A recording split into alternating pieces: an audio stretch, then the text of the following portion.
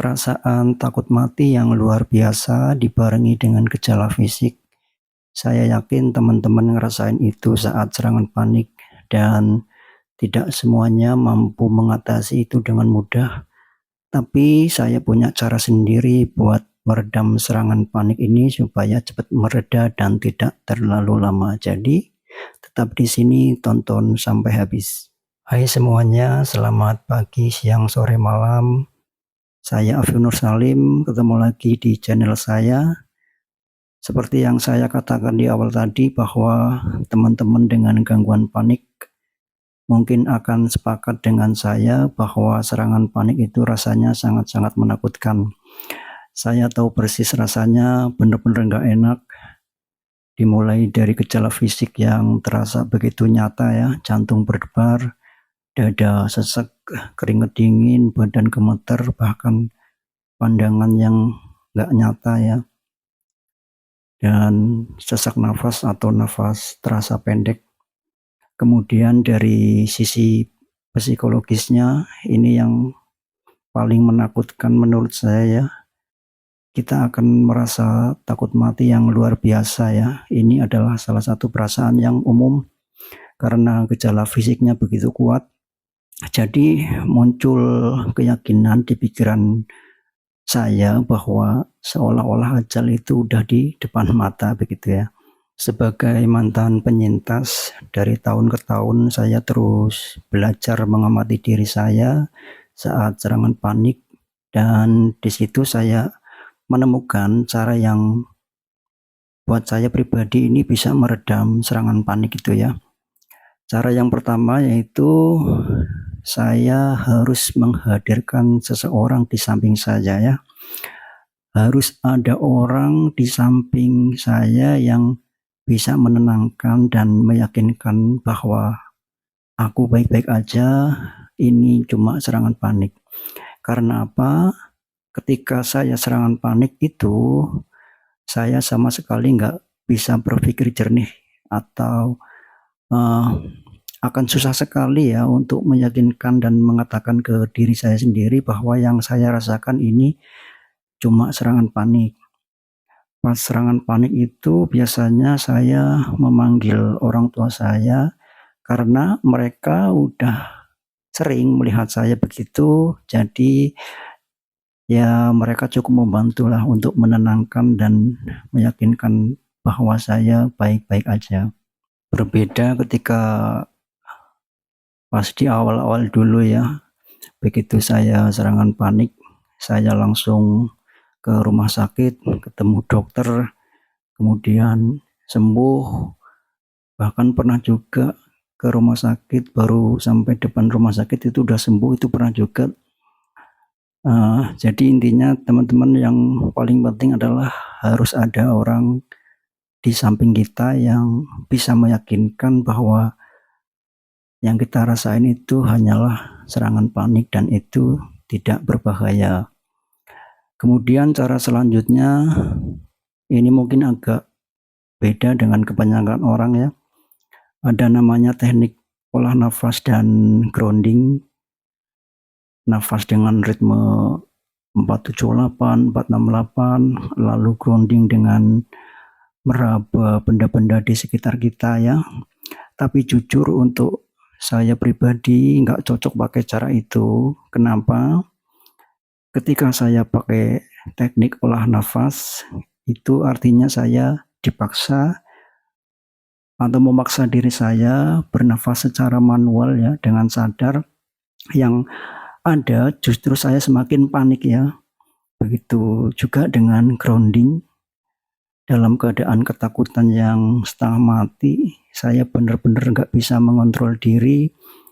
Jangankan untuk meraba lalu menyebut nama-nama benda di sekitar saya, untuk berpikir jernih 1 detik aja itu susahnya setengah mati begitu.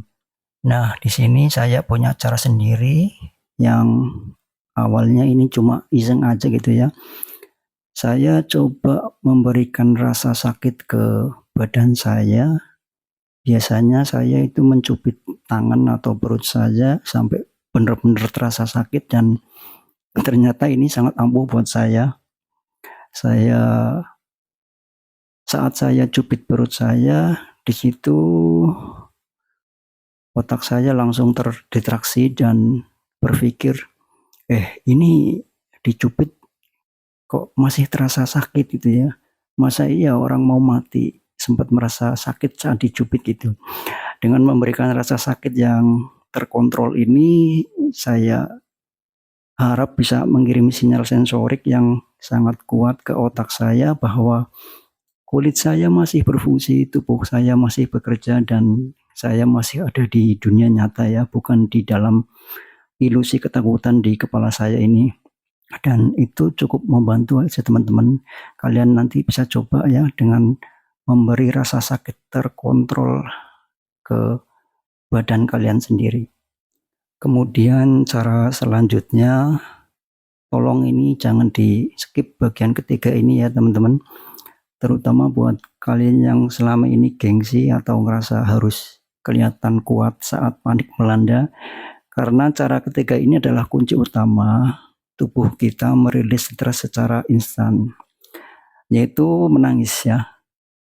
Ini bukan lebih ya, teman-teman yang pernah merasakan serangan panik pasti paham banget rasanya. Tiap kali serangan panik datang, saya pasti menangis. Dan uniknya ketika saya menyerah pada rasa takut itu dan membiarkan diri saya menangis sejadi-jadinya, disitulah saya merasa tenang. Dada saya yang tadinya sesak langsung terasa plong. Otot-otot tubuh saya yang tadinya tegang, kaku, langsung lemas gitu ya.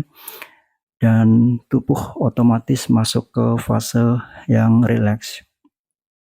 Jadi kalau kalian sedang serangan panik dan ingin menangis, ya sebaiknya menangis aja, nggak usah ditahan. Itu bukan lebih ya. Saya paham banget apa yang kalian rasakan ya.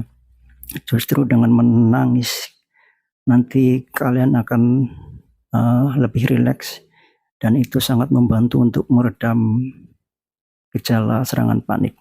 Dan cara yang terakhir yang biasa saya lakukan ketika saya serangan panik itu adalah meminum air hangat ya. Saya seringkali serangan panik itu dipicu karena asam lambung yang naik akibat salah makan.